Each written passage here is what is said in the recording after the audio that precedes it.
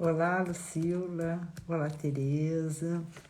Sejam todas muito bem-vindos. Alex, Zila, Maria Tereza. Fernanda, que bom que você entrou, santa criatura. Que bom que você entrou. Oi, Aninha. Boa noite, seja bem-vinda. Sejam todos muito bem-vindos, né? Eu vou esperar só mais um minuto e aí a gente começa. Boa noite, doutora Mariana. Sejam todos muito bem-vindos. Obrigado, minha Fernanda. Bem, eu vou começar enquanto as pessoas estão entrando. E por que eu estou, na realidade, repetindo a live? A inveja é uma, 3 pontinhos. Obrigada, Aninha. Boa noite.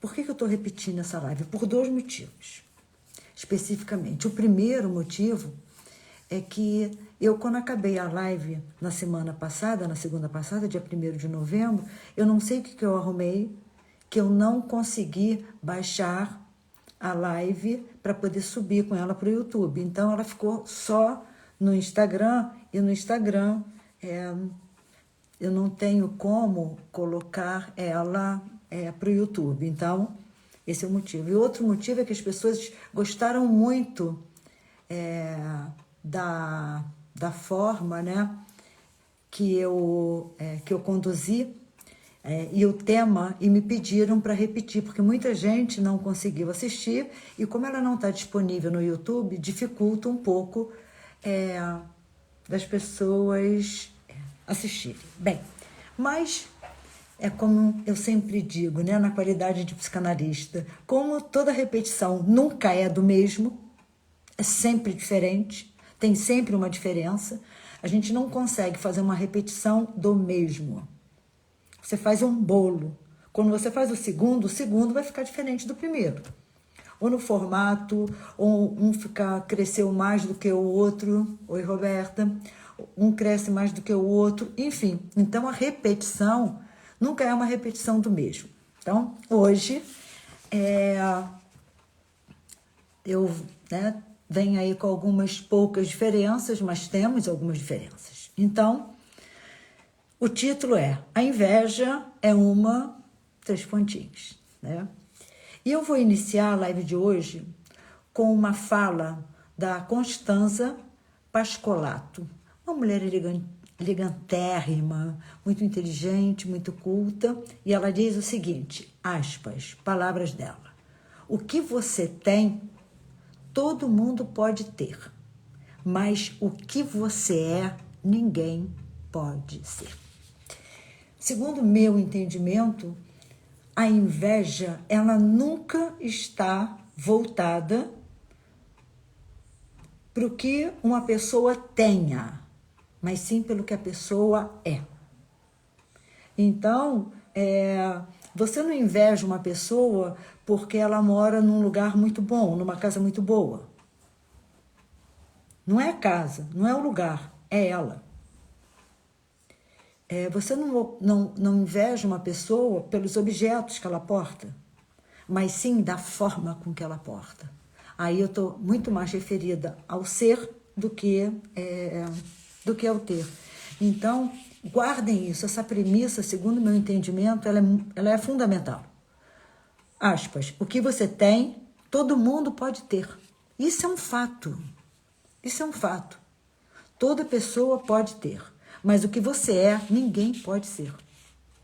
Até porque, se não há uma repetição do mesmo, se eu quiser ser o outro, eu estou fadada ao fracasso. Fadada ao insucesso. Bem, inveja, né? Que tema é esse? Eu acho esse tema, assim, fabuloso. Eu já, como eu falei, eu já já orientei muitas monografias a inveja nas organizações, com esse termo, né? Para discutir a inveja. A inveja, ela consegue ser, né? Esse tema consegue ser um tema antigo, atual e cotidiano. Quem é de nós que nunca foi invejado? Isso é uma pergunta. Ou quem de nós nunca invejou? Eu não sei exatamente se cada um de nós já invejou um dia alguém, mas é muito provável que cada um de nós já tenha sido um dia objeto de inveja de alguém, né? Então, não é leviano, não é imprudente nós afirmarmos que a inveja acompanha a história da humanidade.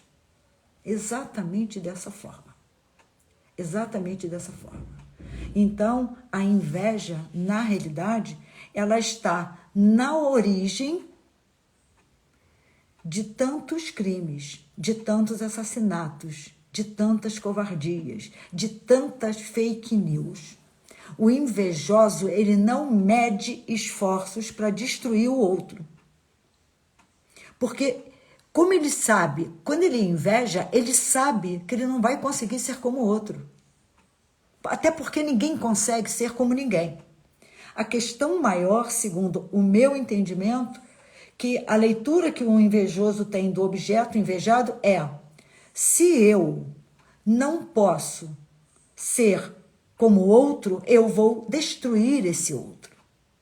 Esse é o problema do invejoso. Ele dedica o tempo dele, a existência dele, a tentar destruir o objeto invejado, ou seja, aquela pessoa que é objeto de inveja dele. Então, o primeiro assassinato nos livros sagrados, ou seja, na Bíblia, foi por inveja. Caim matou Abel, seu irmão. Ainda na Bíblia Sagrada, no livro dos Provérbios, capítulo 3, versículo 30, o coração em paz dá vida ao corpo, mas a inveja apodrece os ossos. Apodrece os ossos não é de quem é o objeto de inveja. Apodrece os ossos do próprio invejoso. Do próprio invejoso. Porque a pessoa que inveja o outro, ela pode até causar algum tipo de dano ao outro. Mas o maior prejudicado nisso tudo é o próprio invejoso, a própria pessoa que inveja, né? No capítulo 6, versículo 16, onde há inveja, há a ambição egoísta, a confusão e todas as espécies de males. Isso, para mim, eu sou ateia, como eu já disse aos senhores, mas eu gostaria que os senhores entendessem que quando Zuenir Ventura diz no livro dele de uma tal de uma inveja branca, isso eu não acredito. Isso eu não acredito. O que há é a admiração, que você admira, quer ser como o outro, você procura seguir o caminho que o outro fez para tentar chegar onde ele chegou. E é possível que chegue, O invejoso, não. O invejoso, ele quer causar mal ao outro. Então, toda pessoa que inveja alguém, ela é uma espécie de mal. Mas o maior mal que ela causa, volta a dizer, é para ela mesma. Senhores, não existe nada de mais precioso na vida do que a vida. Do que a vida. Então, invejar é perder tempo. Invejar é perder tempo. Invejar é desvalorizar a vida que você tem, quem você é. Isso é importantíssimo. Bem, quando nós falamos, dos 10 mandamentos ou 10 palavras, a divisão dos mandamentos foi estabelecida por Santo Agostinho, Santo Agostinho, ou Agostinho de Hipona, foi um filósofo, um dos mais importantes teólogos e filósofos dos primeiros anos do cristianismo, do século IV, né? Meados do século IV ao século V. Então, é bastante interessante perceber o quanto os 10 mandamentos foram organizados. Meados do século IV, início do século V. Santo Agostinho viveu do ano 354 ao ano 430, quer dizer, ele morreu com 76 anos, né? Mas ele já organizou os mandamentos no ano de 380, né? Que se ele nasceu em 354, 380, 370. Bem, e aí, os 10 mandamentos, percebam, amar a Deus sobre todas as coisas, não tomar seu santo nome em vão, guardar domingos e dias de feriados, honrar pai e mãe. Vamos pegar esse primeiro bloco dos 4 primeiros mandamentos, né? Quando se fala, né, de amar a Deus sobre todas as coisas, não tomar seu santo nome em vão, guardar domingos e dias de festas, honrar pai e mãe,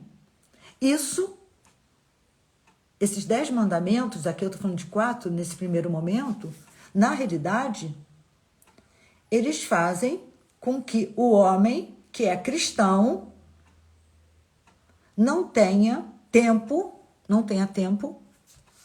para pensar em fazer uma maldade com o outro. Porque quem ama a Deus sobre todas as coisas, e Deus não prescreve o mal, o sujeito não pode fazer o mal. Kant diz que é muito interessante esse posicionamento do Kant, que ele diz o seguinte: há 3 perguntas que se deve fazer. 3 perguntas que se deve fazer. O que se pode saber, o que se pode fazer e o que se deve esperar. Ele diz que a gente tem que responder essas 3 perguntas. O que se pode saber, o que se deve fazer e o que se pode esperar. Mas ele diz que antes dessas 3 perguntas há uma outra. Que você respondendo a essa pergunta, que é a pergunta por excelência, você responde as 3 outras. Quem é o homem? Aí vocês vão dizer assim, mas isso é uma inversão. Como é que nós vamos primeiro definir o homem para depois responder essas 3 perguntas? Na Idade Média, do século XV, do século IV, V ao século XV, né? Quem é o homem? O homem é uma criatura de Deus, é uma criação de Deus. Isso na Idade Média. Ora, se você define o homem como uma criatura de Deus, o que você pode saber?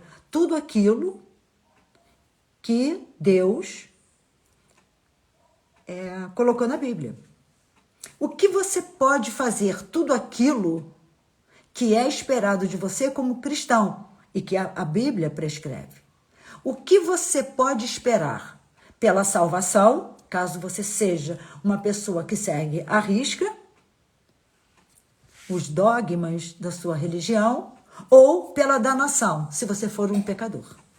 Então, é muito interessante que esses 4 primeiros mandamentos, eles estão muito ligados à moral cristã, àquilo que o homem pode, de fato, fazer, né? E aí vem aquilo que o homem não pode fazer, a partir do 5º mandamento: não matar, não pecar contra a castidade, não roubar, não levantar falso testemunho, não desejar a mulher do próximo. Isso parece uma piada. Não cobiçar as coisas alheias. Percebam que do 5º mandamento em diante são mandamentos que tem como objetivo mediar a relação entre os homens, mediar a relação dos homens com os bens públicos e com os bens privados. Ou seja, além disso, mediar a relação do invejoso com o mundo, do invejoso com o objeto invejado. Então, os mandamentos, eles surgem para organizar a vida em sociedade. Eles surgiram para coibir as manifestações da maldade humana. E a inveja é uma forma de maldade humana. E a inveja, muitas vezes, ela está no cerne, ou seja, ela é a causa principal de vários atos violentos, agressivos, desmedidos, mentirosos. Então, nós precisamos estar muito atentos. Bem, e aí, a Igreja Reformada, ou as igrejas reformadas, têm também os 10 mandamentos. Não ter outros deuses, precisamos ser politeístas. Acreditar num único Deus. Não adorar ídolos. Isso é bastante interessante, porque quando a Igreja Reformada fala em não adorar ídolos, não é ídolo no sentido de Francis Bacon. Francis Bacon foi um filósofo e político inglês que viveu nos séculos 16 e 17 e que é considerado um dos fundadores da Revolução Científica. O conceito de ídolo que ele propõe, né, na teoria dos ídolos, tem na internet, se caso os senhores queiram baixar gratuitamente, é a chamada teoria dos ídolos, que o Francis Bacon propõe 4 ídolos. Ídolos da tribo, da caverna, do fórum e do teatro. A Igreja propõe ídolo como objeto de adoração, que representa materialmente uma entidade divina ou espiritual e que tem poderes sobrenaturais. Então, é não adorar imagens. Por exemplo, um ídolo é uma imagem, uma pessoa, um personagem que você adora, tem a questão da adoração, e que representa materialmente uma entidade divina ou espiritual e que tem poderes. Triste das sociedades que precisam de ídolos. Por que as pessoas têm que viver adorando? Por que as pessoas precisam, na realidade, viver de uma forma em que elas tenham algum tipo de recurso, algum tipo de estratégia? Para que elas precisam disso? Com todo respeito, Ayrton Senna é um ídolo. Como assim é um ídolo? Como assim é um ídolo? Ele foi um excelente piloto de Fórmula 1. Ponto. Ponto. Por que ele seria um ídolo? Que poderes são esses que as pessoas atribuem sem saber que estão atribuindo às pessoas às quais elas rotulam de ídolo? E aí, quando esse ídolo morre, as pessoas enfraquecem. Sabe por quê? Porque elas não se acham ninguém sem o ídolo. E imediatamente a figura do ídolo, os poderes do ídolo serão deslocados para uma outra pessoa. Isso é muito complicado. Bem, mas, de acordo com o meu entendimento, eles têm um ponto de interseção. A teoria dos ídolos, de Francis Bacon, e o conceito de ídolo nas igrejas reformadas. Os ídolos sitiam a mente humana, no sentido de sitiar mesmo. O que é sitiar? É cercear, é limitar. A crença nos ídolos prejudica o avanço da racionalidade humana e o avanço da ciência. Ora, senhores, por favor. O ídolo, ele te sitia por quê? Porque você não pensa outra coisa que não seja nesse ídolo. E se você tem um ídolo e você atribui poderes a esse ídolo, você fica muito mais limitado do que já é. Nós somos seres limitados, nós somos seres imperfeitos. Tudo bem. Agora, daí, nós cultuarmos ídolos para nos sentirmos mais fortes, para nos sentirmos protegidos, não, aí não. Então, para mim, a teoria dos ídolos em Francis Bacon e a teoria dos ídolos proposta pela Igreja Católica tem esse ponto de interseção, né? Seja no Francis Bacon como na Igreja, esses ídolos sitiam, cerceiam a mente humana. Ou seja, nós precisamos ver o que amplia. Os ídolos reduzem. Cabe ainda ressaltar que a moral ocidental cristã deriva dos mandamentos ou palavras, porque é conhecido, né, como 10 mandamentos ou 10 palavras. E a moral ocidental cristã, ela vem daí. Bem, dos 10 mandamentos, percebam, por favor, derivam os 7 pecados capitais ou vícios de conduta. Então, a fim, né, de que os 10 mandamentos sejam cumpridos,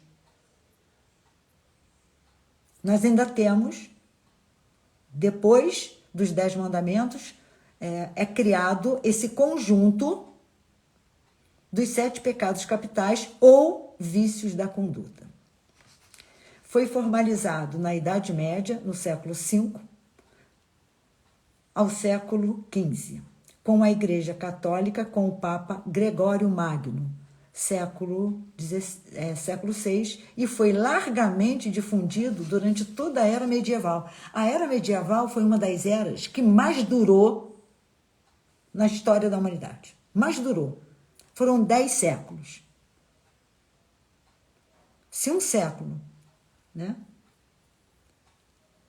Você tem 100 anos, um século, você tem 100 anos, em 10 séculos você tem 1000 anos. Foi o quanto a Era Medieval ou a Idade Média durou. Tanto que se tem a Baixa Idade Média e a Alta Idade Média.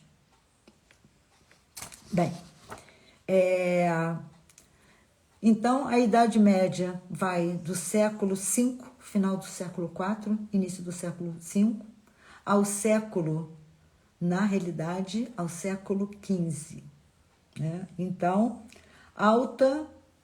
aí você tem Alta Idade Média, do século,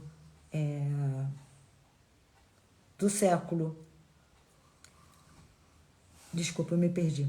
A Idade Média vai do século V ao século XV. A Alta Idade Média vai do século V ao século IX. E a Baixa Idade Média vai do século X ao século XV. E por que isso, na realidade? Por que isso? Por que baixa e alta? Porque alta é onde ela está com muita força. A Baixa Idade Média já é aquela fase em que a Idade Média começa a perder a força, mas mesmo perdendo a força, percebam que ela ainda durou mais 5 séculos. 5 séculos. Então, há muitos teóricos que consideram a Idade Média como a época das trevas, a idade das trevas, né, da escuridão. Bem, eu tenho algumas críticas à Idade Média, obviamente, não por eu ser ateia, mas eu tenho, né, críticas, mas também não concordo que seja um período de escuridão. Não concordo. Na Idade Média foram criadas muitas universidades. Mas o acesso ao conhecimento era um problema, sim, mas surgiram várias universidades. Bem, os 7 pecados capitais, e seus respectivos opostos, as virtudes. Por quê? Porque para cada pecado capital você tem um oposto dele, que é a virtude. A gula. Para a gula, você tem a moderação. Luxúria. Para a luxúria, você tem a integridade. Para a avareza, você tem a generosidade. Para a ira, você tem a resiliência, que eu não acredito em resiliência, né? Capacidade de se adaptar à má sorte ou às mudanças. Eu não sei se as pessoas têm essa capacidade de se adaptar à má sorte ou à mudança, ou se ela não tem condições de fazer qualquer coisa que seja. Porque se ela tivesse condições, ela faria. Uma pessoa que está com câncer, em estado terminal, brigou uma vida inteira contra a doença, aí de um determinado período em diante ela cessa o movimento. É resiliente, não é não? Não é não. Ela está aceitando a condição dela, ela não tem outra saída. São coisas totalmente diferentes. Preguiça, nós temos a plenitude. A inveja, nós temos a caridade. E para vaidade, soberba, orgulho, nós temos a humildade. Então, para cada um dos 7 pecados capitais, nós temos uma virtude, né, que é o oposto dos 7 pecados. A função dos 7 pecados capitais: facilitar o cumprimento à risca dos 10 mandamentos. Surgiu com esse objetivo. O conjunto dos 7 pecados capitais, esse conjunto surgiu com o propósito, na realidade, do quê? Né? De fazer com que as pessoas sigam os 10 mandamentos. Por quê? Porque o homem, senhores, queridos, não é um ser bom com expressivos e incontroláveis dotes para o amor, a caridade e a generosidade. Não se iludam. Não se iludam. O homem é, por natureza, egoísta e agressivo.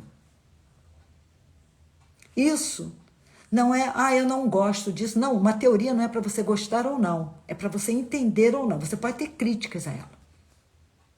Mas o homem, na realidade, ele é egoísta e agressivo.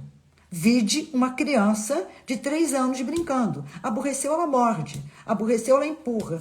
O coleguinha pegou o brinquedo dela, ela vai e pega de volta. Tá com vontade de fazer xixi, ela faz na calça. Tá com sono, ela chora, arruma confusão. Tá com fome, ela grita. A educação é que vai formatando esses procedimentos, essas reações. Né? A educação, a apresentação dos limites à criança que vai formatando esse desenvolvimento moral, ético, social, através da educação. Não é de outra forma. Foucault diria que essa educação, ela torna os corpos dóceis. Isso quer dizer os corpos submissos, serviçais, né? Acríticos. Então, vamos lá. Então, isso vieram os 10 mandamentos, depois os 7 pecados capitais, porque o homem não é um ser bom com expressivos e incontroláveis dotes para o amor, a caridade e a generosidade. Ponto. O homem é, vírgula, por natureza, vírgula, egoísta e agressivo. Eu sou, cada um dos senhores é. Em que proporção, isso é uma outra coisa. Mas que nós somos, nós somos. Uns num grau maior, outros num grau menor. Uns com esses dotes para a agressividade e para o egoísmo, cerceados ou sitiados pelos dogmas religiosos que a pessoa segue, pelos dogmas religiosos que ela acredita, por obediência, outros seguem por convicção. Mas aí, como diz Kant, né? Eu não sou kantiana, mas eu tenho profunda admiração pela filosofia de Kant, se o sujeito faz o bem por dever ou por convicção, qual é a diferença? Qual é a diferença? O importante é que ele fez o bem, ponto.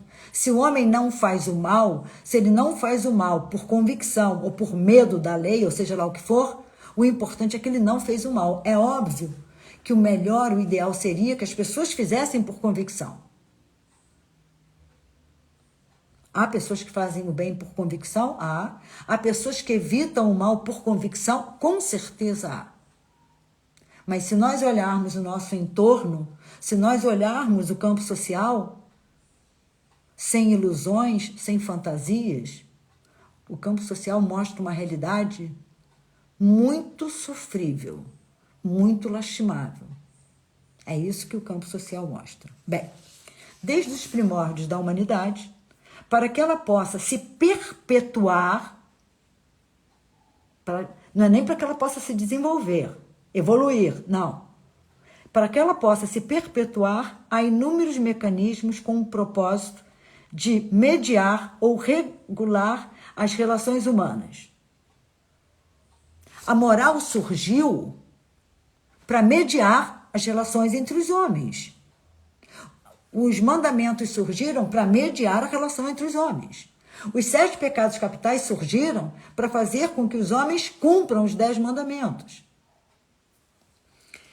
Então, com o propósito de mediar as relações humanas, o Código de Hammurabi, que é um conjunto de leis escritas datadas de 1750 a.C.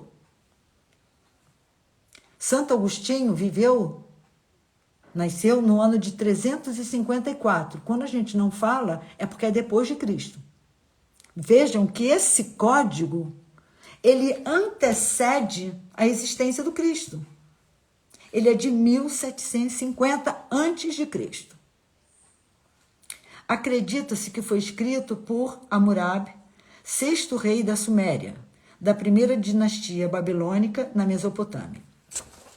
Principais pontos do Código de Hammurabi. Não cumprimento de contrato. Se não cumprimento de contrato, o que isso quer dizer? Isso quer dizer que eu contrato alguém para vir aqui fazer o meu telhado. A pessoa vem e faz o telhado. Na primeira chuva forte, o meu telhado, uma parte dele vem abaixo. Eu não contratei. Isso é não cumprimento de contrato. Como é que uma empresa, um cidadão, enfim, vem aqui, faz o meu telhado e na primeira chuva forte, uma parte do meu telhado cai? Esse homem, segundo o Código de Hammurabi, precisa ser punido. A lei de Talião, dente por dente, olho por olho. Senhores, eu acho que foi, eu não sei se foi Dalai Lama, não sei se foi Mahatma Gandhi, mas não sou eu. Essa frase é de alguém. Se for olho por olho, em pouco tempo, a humanidade estará cega. Eu estou falando de uma fala que eu acho que é do Gandhi. Bem, então, a lei de Talião é olho por olho, dente por dente. Falso testemunho, roubo e receptação do roubo, estupro, família, escravos e ajuda a fugitivos. Então, percebam que qualquer atitude, qualquer ação que coloque em risco a vida familiar era punido. Mas eu gostaria que vocês atentassem para o seguinte, né? Falso testemunho, olha aí as fake news.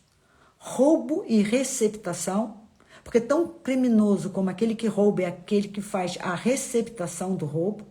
Estupro, já naquela época, já naquela época. Então, percebam que nós não temos como fugir que o homem é mau. Bem, a lei mosaica, ou lei de Moisés, reunida no Pentateuco, são os 5 primeiros livros do Antigo Testamento, é um dos códigos mais importantes da antiguidade. É exatamente isso, né? É um dos códigos mais importantes da antiguidade, de 3.500, antes de Cristo, a 476, ao ano 476, também antes de Cristo. O que fica evidente é que desde os primórdios é necessário código, leis, normas e afins para reger as relações entre os homens e os bens privados de outros homens, entre os homens e os bens públicos. Os homens não sabem se relacionar. Não são os outros, não. Cada um de nós não sabe se relacionar. Se você acha que sabe, né, eu sugiro que procure uma análise. Porque aquelas pessoas que dizem que elas sabem se relacionar, certamente elas não estão vendo o que está acontecendo. Porque sempre que nós cometemos alguma coisa de errado, o culpado é o outro. Culpado é o outro, não é nunca a gente. Né? Quando alguma coisa não dá certo, o culpado é o outro. Agora, se der certo, eu sou inteiramente responsável por isso. Não é assim, não. Será que esse poderio destrutivo que habita o homem é deflagrado pela inveja? É uma pergunta. Será que esse poderio de poder destrutivo que habita o homem é deflagrado pela inveja? Interrogação. Não saberia dizer, mas é possível. A inveja, senhores, ela está no centro de inúmeros atos violentos, agressivos. A inveja, eu não estou dizendo que ela esteja, né, no centro de todos os atos violentos e agressivos, não. Eu estou apenas dizendo que a inveja, ela está, sim, no centro de alguns atos agressivos e violentos, não em todos. Bem, aliás, vocês já pensaram que a inveja anda de braços dados e toda altaneira com a vingança? É exatamente isso, né? A inveja anda de braços dados com a vingança. Porque o que o invejoso faz contra o objeto invejado? Ele se vinga. Ele se vinga de alguma coisa que o outro não fez. Ele se vinga pelo outro ser aquilo que ele é. É tão simples. Então, já que eu não vou conseguir ser como você é, eu vou te destruir. Eu vou me vingar de você. Então, a inveja, ela promove uma vingança contra alguém ou alguma coisa que nunca fez nada para o sujeito que inveja. Isso nós temos que estar atentos, né? A vingança, segundo o Google, ora, a inteligência artificial mais utilizada do mundo, que o Google é isso, né? Todo mundo vai ao Google, né? Vingança significa ato lesivo praticado em nome próprio ou alheio por alguém que foi real ou presumidamente ofendido ou lesado em represália contra aquele que foi ou seria o causador de seu dano. Então, a inveja, ela implica num movimento destrutivo. Ponto. A inveja, esse movimento destrutivo é uma forma de vingança contra o objeto invejado. Mas por alguma coisa, volto a dizer que o outro nunca fez. Simplesmente pelo outro ser aquilo que ele é. Bem, segundo a enciclopédia Europa Americana, 1930, página 203, a inveja é uma paixão que, ao mesmo tempo, filha do orgulho e da malquerença. Então, a inveja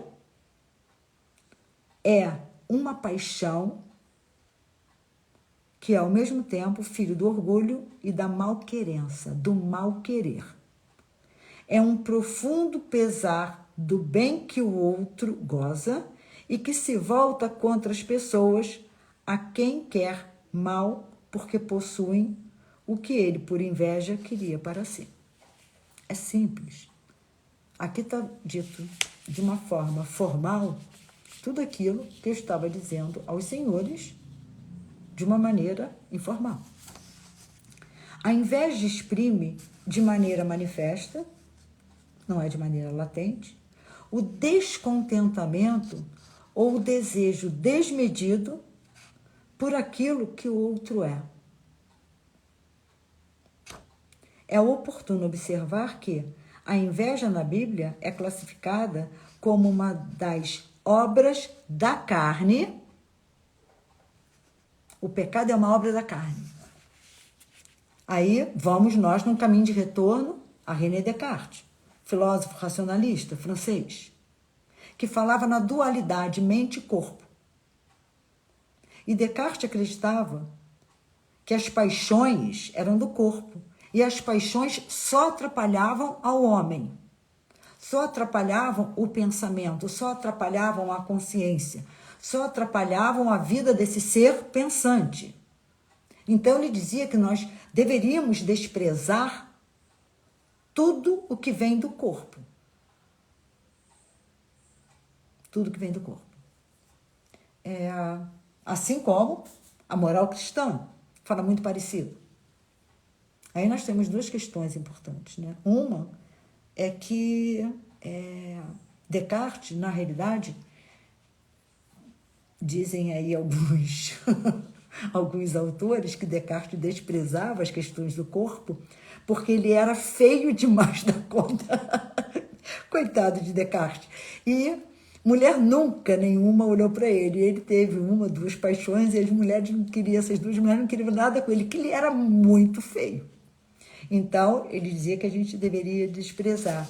E essa certa similaridade em alguns pontos com a moral cristã, essa questão dos prazeres da carne, né, das paixões da carne, que Descartes fala, na Idade Média já se falava sobre isso. Entretanto, por que Descartes diz isso de uma outra forma? Porque ele foi educado por jesuítas. Então, ele tem essa parte dessa dualidade. Mas eu gostaria que vocês entendessem que Descartes foi um filósofo extremamente interessante. Hoje nós temos críticas a ele, muitas críticas a ele, mas a filosofia dele é muito interessante. Bem, então, é oportuno observar que a inveja na Bíblia é classificada como uma das obras da carne. São pecados graves que resultam da natureza pecaminosa do homem.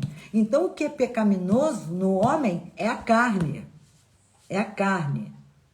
É o corpo. A carne representa a nossa natureza humana, manchada pelo pecado. Então, tudo que está ligado ao corpo é pecado. A gula é pecado, né? A gula é pecado. Então, se nós formos observar, tudo que vem do corpo é pecado, né? Pecaminoso. Mas essa afirmativa não pode nos causar nenhuma estranheza, né? Posto que Descartes foi educado por padres jesuítas. Isso eu tinha dito a vocês. Bem, de qualquer modo, percebam que é no corpo que está a danação ou destruição do homem. Que coisa, né? Hoje tem essa... Percebam que hoje tem esse culto ao corpo, né? Há um culto. Hoje nós vivemos, como diz Guy Debord, nesse livro aqui, muito interessante, A Sociedade do Espetáculo. Ele vai dizer que hoje né? Nós transformamos tudo em espetáculo. Nós nos transformamos em espetáculo para podermos ser vistos, desejados, comprados, para no outro dia nos transformarmos naquilo que o mercado diz que nós precisamos ser. Então, a carne, o corpo, é que está ligado à danação. A alma, o espírito, a mente é que está ligada à salvação. Os livros bíblicos dizem ainda que, indubitavelmente, a inveja é um perigoso pecado de ordem social. Isso porque indica um comportamento destrutivo. Entretanto, a inveja é um tipo de sentimento que leva o invejoso a consumir. Isso foi aquilo que eu falei. A inveja é um sentimento que leva, né, o próprio sujeito invejoso a se consumir e a tentar destruir o outro. Em outras palavras, a pessoa que inveja, por ela perseguir tanto o objeto invejado e tentar destruí-lo, ela acaba se consumindo. A vida dela se reduz a isso. Bem, a inveja em Shakespeare, né? Especificamente, eu vou falar do Mouro de Veneza, que foi uma peça escrita em 1603. Nesta obra, a inveja causa destruição e morte. Na trama, Otelo e Desdémona era a mulher de Otelo, por quem Otelo sempre teve um grande amor por essa mulher e essa mulher por ele, e Iago e Cássio. Então, os 4 personagens mais fortes são, né, Otelo, Desdémona, Iago e Cássio. Iago, através de intrigas, fez Otelo acreditar que sua amada Desdémona está vivendo um caso amoroso com Cássio. E não estava.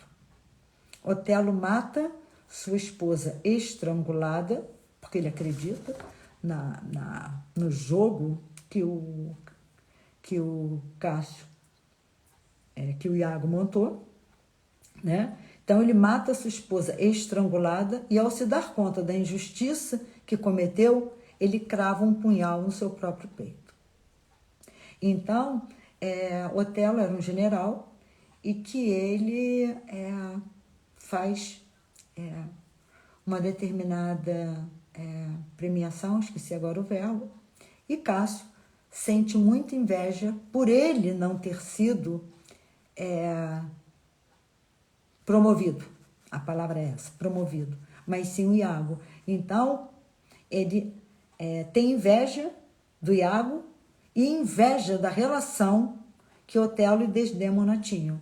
Ele arma uma situação, Otelo acredita e aí ele mata, né? Otelo mata por acreditar Desdémona e depois crava um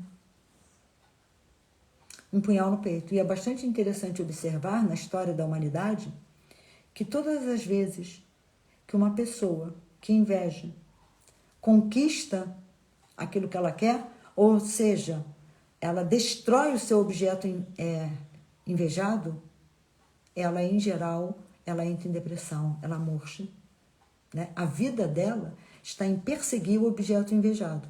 Na medida em que o objeto invejado é destruído por ela, ela perde, né, a força. Senhores, se é que existe pecado, a inveja pode ser considerada o mais presente na humanidade. O mais presente e o social, né? O mais presente e o pecado que mais atinge o campo social. Porque o sujeito comer muito, gula, a questão é dele. Agora, a inveja que leva a pessoa que inveja a querer destruir o outro, para isso ela faz o que for necessário, aí nós já estamos no campo do social.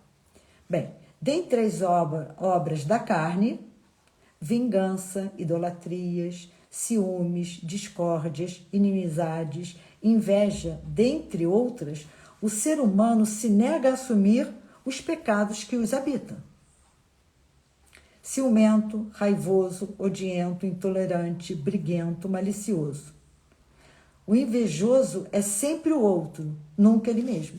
Então, nós apontamos sempre o outro como responsável pelo nosso fracasso, pelo nosso desespero, pela nossa desgraça. Nunca, né? Apontamos o outro, nunca somos nós mesmos. O invejoso é a mesma coisa. Ele inveja o outro, mas ele diz que ele é que é invejado. Então, há aí uma certa subversão, né? Subversão. Se a responsabilidade de estar me consumindo é minha, eu coloco isso no outro. Aliás, como há subversão, né? Na atualidade, as pessoas fazem uma coisa e dizem que o outro é que fez, não elas. Bem, entretanto, é curioso observar que o invejoso desconsidera ou desvaloriza suas potencialidades, suas competências, enfim, sua vida para destruir o objeto invejado. Então, ele dedica a sua existência a destruir a vida do objeto invejado. Sem pormenorizar, eu não tenho esse objetivo, as religiões tratam a inveja como um mal a ser combatido. Enquanto as religiões tentam combater a prática sugerindo o uso do castigo, porque uma pessoa que é invejosa, ela está atentando contra os mandamentos de Deus, né? Então ela precisa ser castigada. Os psiquiatras e psicólogos preferem abordar o tema como um transtorno mental a ser ajustado. Fazendo uma parte rápida e pontual, hoje tudo que é político ou socialmente incorreto, ou o sujeito está obsediado ou sofre de algum transtorno. Como assim? Então, tudo aquilo que alguém faz, que é socialmente ou politicamente incorreto, ou ele está obsediado, ou ele sofre de algum transtorno. Não. E onde é que fica a responsabilidade do sujeito? Então, eu só faço mal quando eu estou obsediada ou estou sendo vitimizada por algum transtorno mental? O que é isso? Que inversão é essa de valores? Mais uma, né? Dentre tantas. Como assim? Epa! Então, todo comportamento que não seja ético coloque-se na conta de um obsessor ou de um transtorno.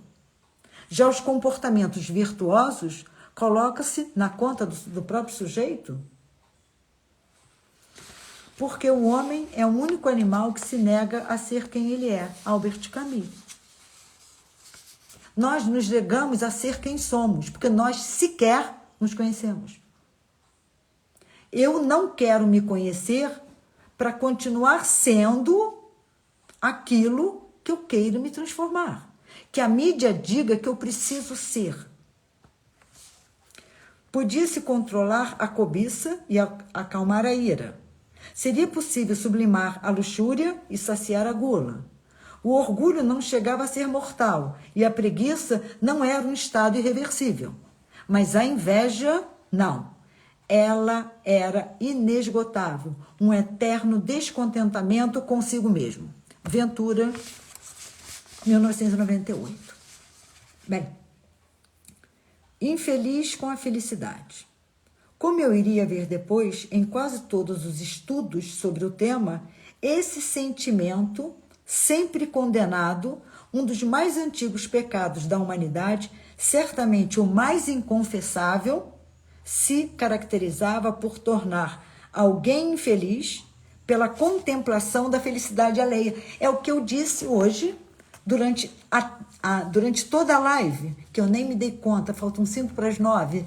Se eu não me apressar em parte para finalização, o Instagram vai me derrubar. Gente, essa live depois vai para o meu canal do YouTube, sim, como todas as demais, e para o meu site. Então, isso é muito interessante. É o Zanir Ventura que diz, né? Como eu iria ver depois, em quase todos os estudos sobre o tema, esse sentimento, sempre condenado e inconfessável, né, se caracteriza por alguém se tornar infeliz pela contemplação da felicidade alheia. Então, o que você não suporta é ver que o outro é feliz com ele mesmo, que o outro é alegre. Então, é pelaquilo que o outro é, não pelaquilo que ele tem. Então, se ele é feliz, né, independentemente da qualidade de vida dele, ele é objeto de inveja. Bem, o Zenir Ventura deu uma entrevista no Mais Você, sobre o livro, né, dele, O Mal, que aí no caso é a inveja, né?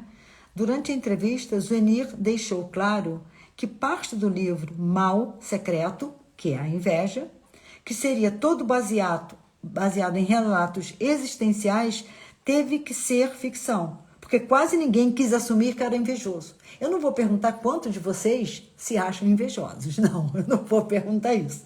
Eu não vou ser cretina para perguntar isso.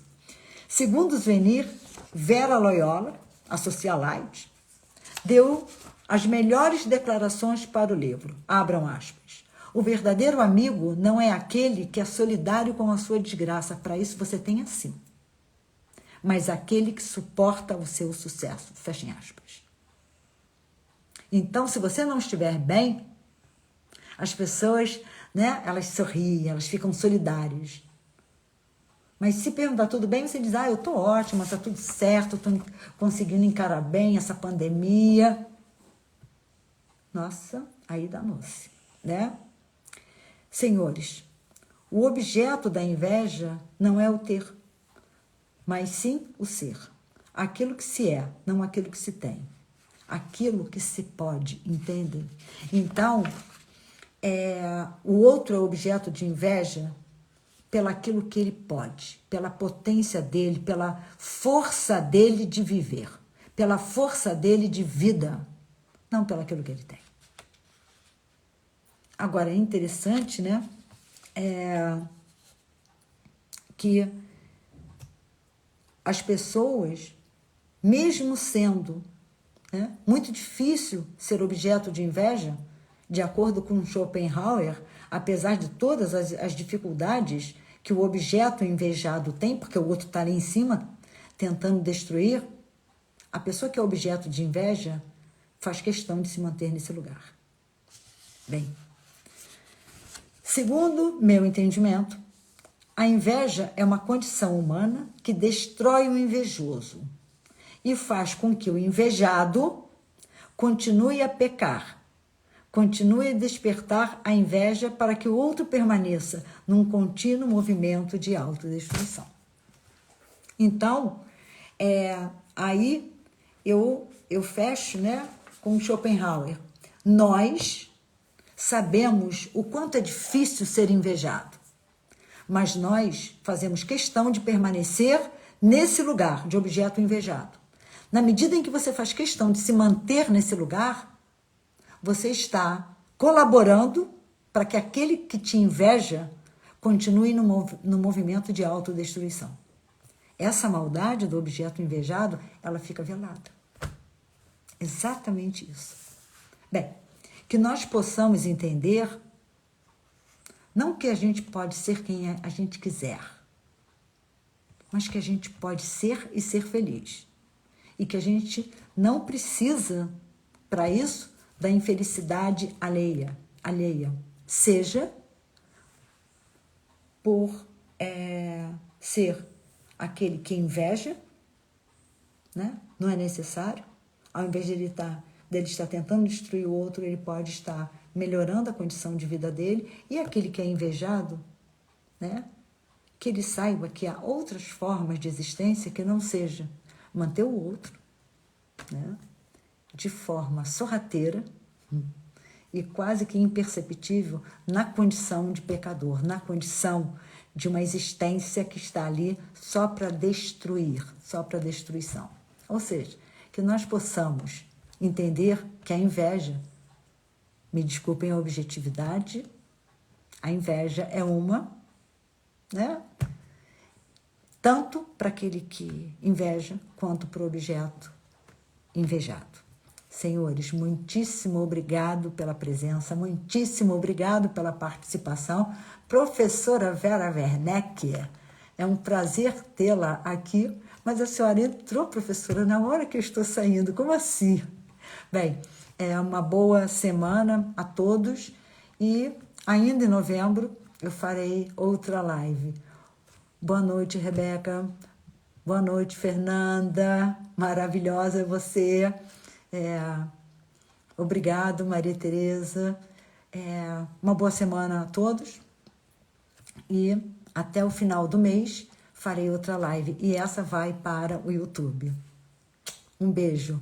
Um beijo, Mariana. Um beijo, Tereza. Um beijo, Lucila. Um beijo, Rebeca. Um beijo, professora Vera. Enfim, Ana.